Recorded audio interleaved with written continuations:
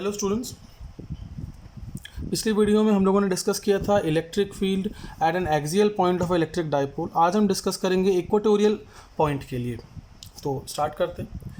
Equatorial point होता कहाँ है? तो हम लोग ले लेते हैं, मान लो कि हमारे पास एक डाइपोल है। This is our positive negative charge let's say, and this is our positive charge, और ये हमारा एक्सेस है। कौन सा एक्सेस है? डाइपोल का एक्सेस है। ये मेरा इलेक्ट्रिक डाइपोल हो गया। ये मेरा सेंटर पॉइंट है।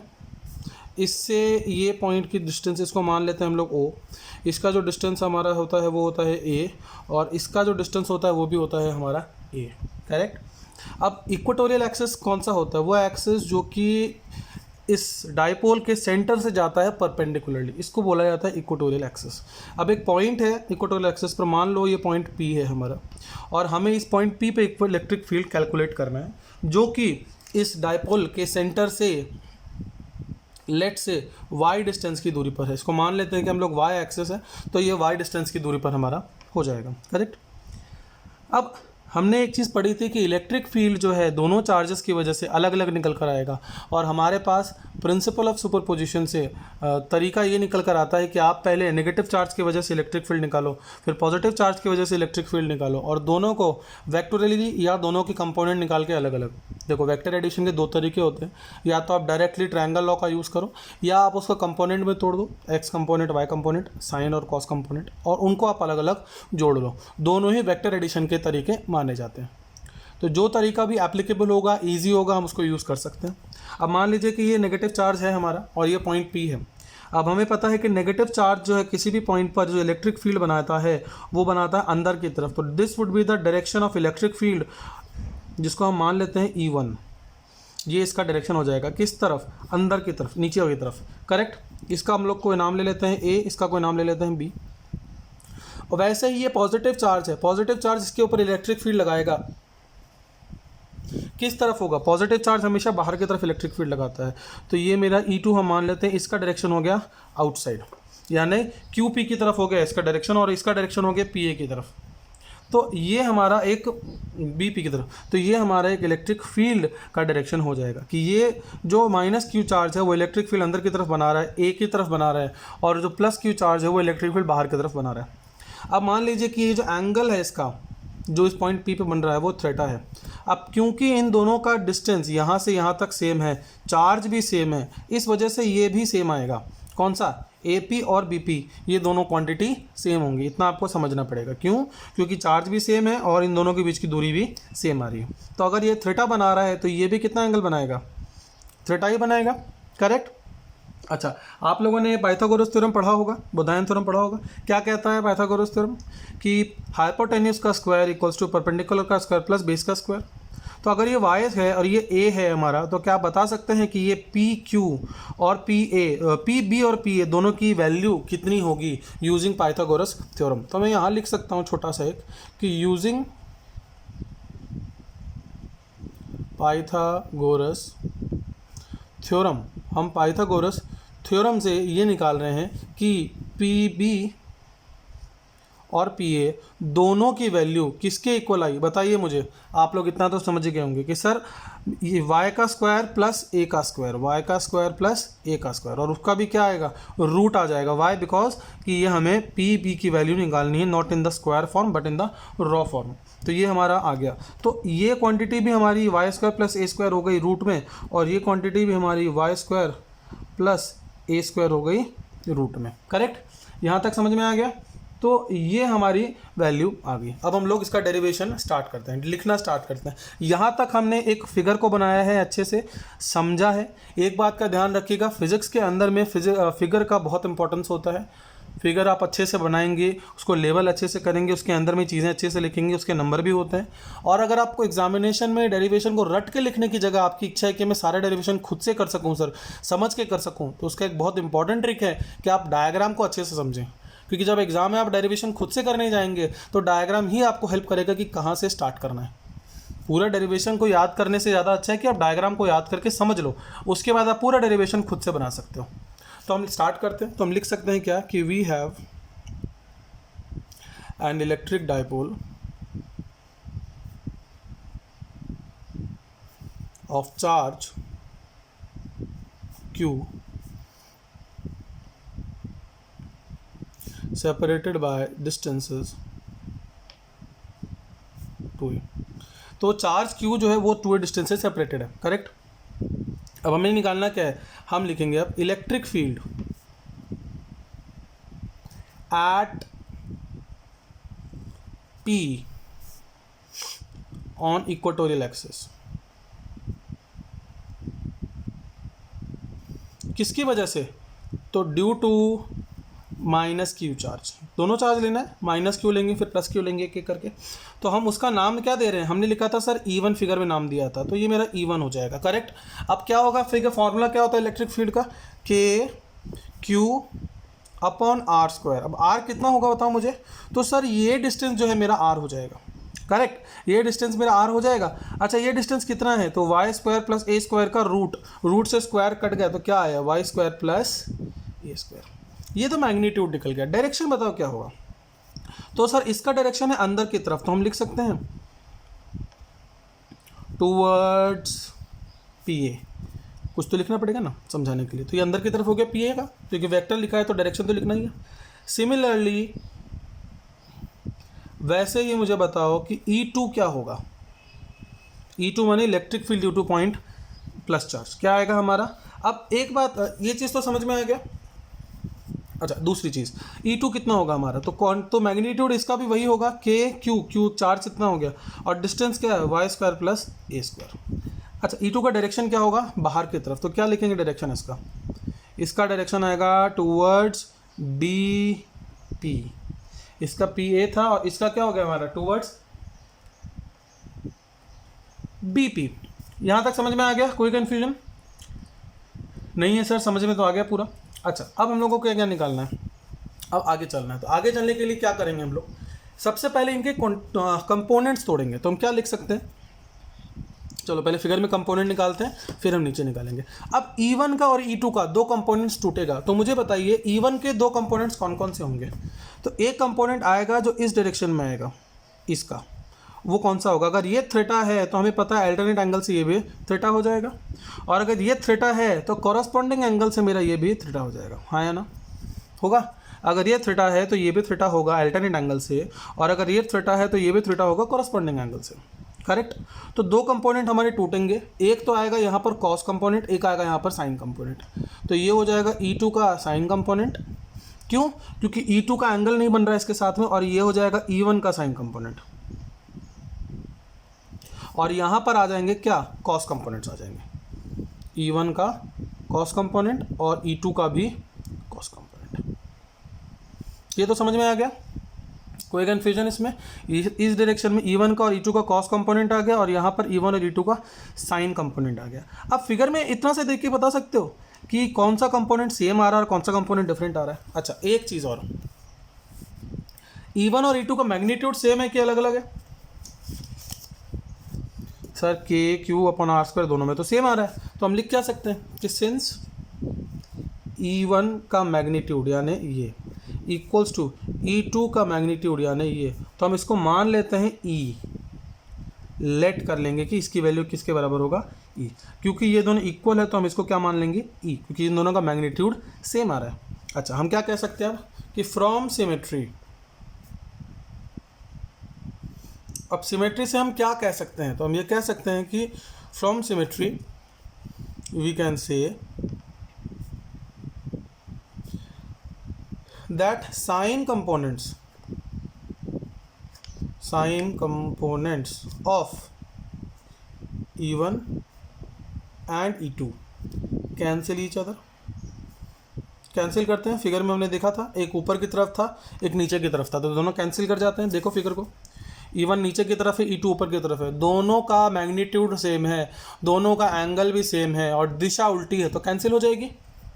और इस केस में दोनों ऐड हो जाएगा, कॉस के केस में तो हम क्या कह सकते हैं, एंड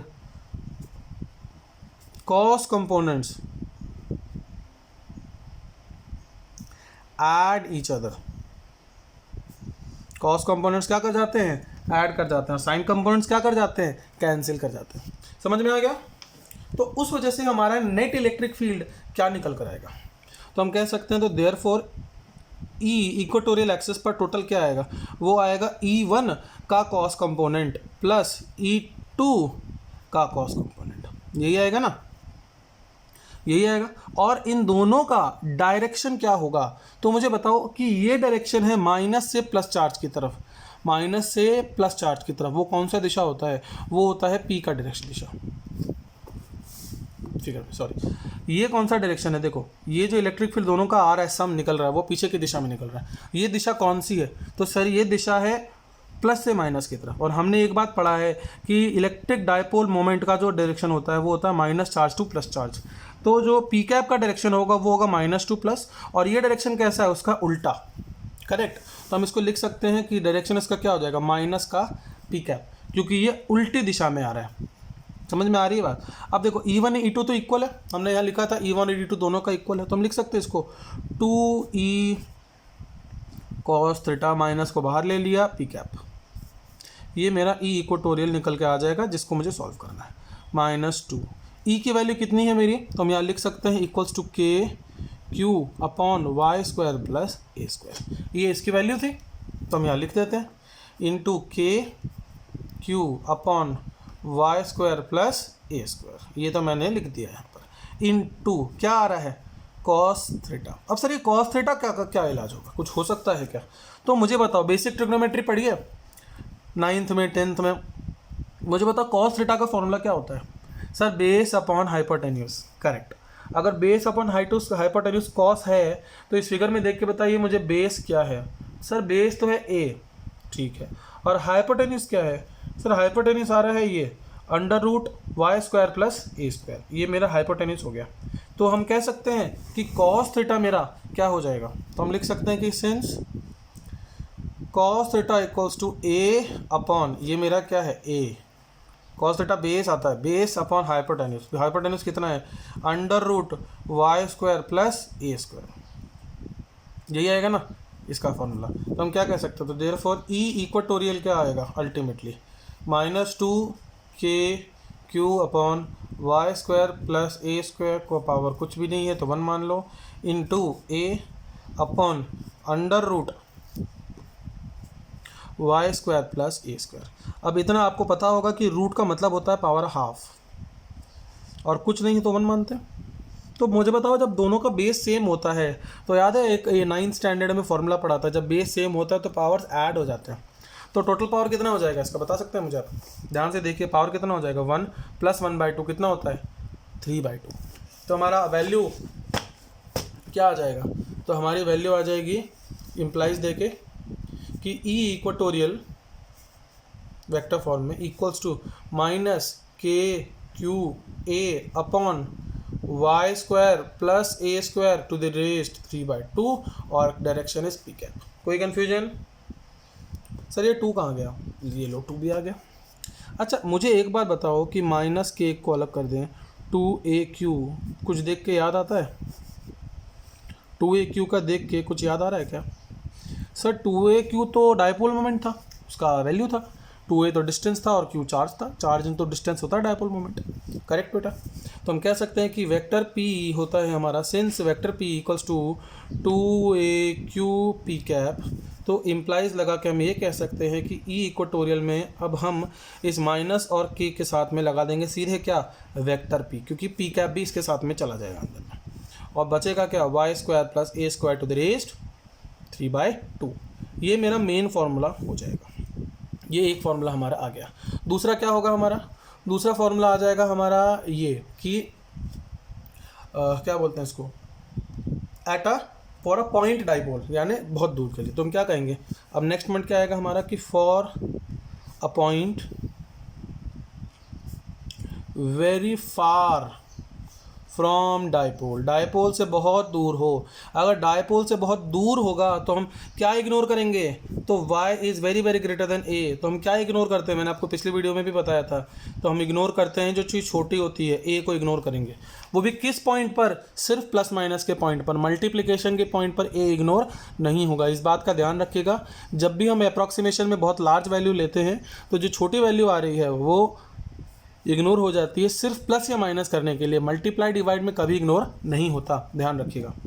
तो हमारा क्या आएगा, ई इक्वेटोरियल क्या आया, माइनस के वेक्टर पी अपॉन क्या आएगा इसकी जगह पे, सिर्फ वाई स्क्वायर आ जाएगा क्योंकि ए को इग्नोर कर दिया हमने, पावर 3/2, 2 से 2 कट गया, तो ई इक्वेटोरियल क्या आया, minus K P upon Y cube. तो हम क्या कह सकते हैं, जनरली हमारा फॉर्मूला क्या आएगा, तो जनरली हमारा फॉर्मूला आ जाएगा, जनरल फॉर्मूला कि minus K P cap upon are cube, ये हमारा फॉर्मूला आ गया इक्वेटोरियल एक्सिस के लिए। कोई कन्फ्यूजन है इसमें, देख लीजिए। तो ये चीज़ समझ में आ गई बात। तो ये हमारा फॉर्मूला आ जाता है इलेक्ट्रिक फील्ड के लिए। अब आपने एक कुछ सिमिलैरिटी नोट किया इसमें और एक्सियल एक्सिस के डेरिवेशन में। अब देखिए एक्सियल एक्सिस का हम लोगों ने डेरिवेशन निकाला था, क्या वैल्यू आई थी, एक्सियल एक्सिस की वैल्यू आई थी 2kp अपॉन आर क्यूब। अच्छा मैं यहाँ पर एक्सियल एक्सिस को भी लिखता हूँ, E axial axis 2kp upon are cube, ये kp है ये 2kp है। अच्छा अगर दोनों का मैग्नीट्यूड को कंपेयर करें, माने एक बार माइनस साइन को हटा दें, तो हम कह सकते हैं क्या कि ई एक्स एक्सियल, ये तो इक्वल ये एक्सियल हो गया, equals to 2 into kp upon are cube, और kp upon are cube E equatorial हो जाएगा, यानी 2 इंटू ई इक्वेटोरियल। तो हमारा फॉर्मूला क्या आ गया कि E axial equals to 2 times E equatorial. ये बहुत इंपॉर्टेंट पॉइंट होता है कि एक्सियल एक्सिस और इक्वेटोरियल एक्सिस का रिलेशन ये है कि एक्सियल एक्सिस पे इक्वेटोरियल एक्सिस के डबल इलेक्ट्रिक फील्ड काम करती है, इक्वेटोरियल एक्सिस पर कम होती है। और उसका कारण है, उसका कारण क्या है, उसका कारण ये है कि आप जैसे जैसे सेंटर के पॉइंट से दूर जाते जाएंगे वैसे वैसे एक कंपोनेंट है दोनों का जो कि कटता जाएगा, ये साइन कंपोनेंट कैंसिल होता जाएगा, और इस कैंसिल होने की वजह से, इस साइन कंपोनेंट के कैंसिल होने की वजह से इसकी वैल्यू कम होती चली जाती है और एक्सियल एक्सिस की वैल्यू ज़्यादा आ जाती है। तो ये हमारा फाइनली पॉइंट आ गया। ये चीज़ क्लियर हो गई, थैंक यू। नेक्स्ट वीडियो के अंदर में हम लोग डिस्कस करेंगे electric field due to a dipole on an uniform electric field. तो हम लोग निकालेंगे कि अगर यूनिफॉर्म इलेक्ट्रिक फील्ड होगा, देखो अब तक हम बात कर रहे थे कि अगर खुद डाइपोल हो तो उस डाइपोल की वजह से ये पॉजिटिव चार्ज या नेगेटिव चार्ज, सॉरी ये पॉजिटिव चार्ज या नेगेटिव चार्ज, ये मेरा डाइपोल है, ये इलेक्ट्रिक फील्ड कितना बनाएगा, हमने अब तक ये समझा। अब हम ये समझेंगे कि अगर मेरे पास पहले से कोई सोर्स है, ये मान लीजिए चार्ज का सोर्स है, और ये चार्ज के सोर्स पहले से ही इलेक्ट्रिक फील्ड बना रहे इस डायरेक्शन में, पहले से यहाँ पर इलेक्ट्रिक फील्ड है। अब इस इलेक्ट्रिक फील्ड के अंदर में अगर मैं इस डाइपोल को रखता हूँ तो इस डाइपोल पे उसका क्या इफेक्ट पड़ेगा, इस डाइपोल पे इसका ये इफेक्ट पड़ेगा कि अगर ये नेगेटिव चार्ज है और ये पॉजिटिव चार्ज है तो एक को तो ये अपनी तरफ अट्रैक्ट करेगा, एक को ये रिपेल करेगा। तो अगर ये अट्रैक्ट और रिपेल करेगा तो ये घूम जाएगा, या तो ऐसे या तो ऐसे, depending on the direction of the charges या पोलैरिटी ऑफ द चार्जेस। तो ये घूमना स्टार्ट कर देगा। तो जब ये घूमेगा तो उस प्रॉपर्टी को हम कहेंगे टॉर्क। तो ये सारी चीज़ें हम नेक्स्ट वीडियो में देखेंगे। Thank you.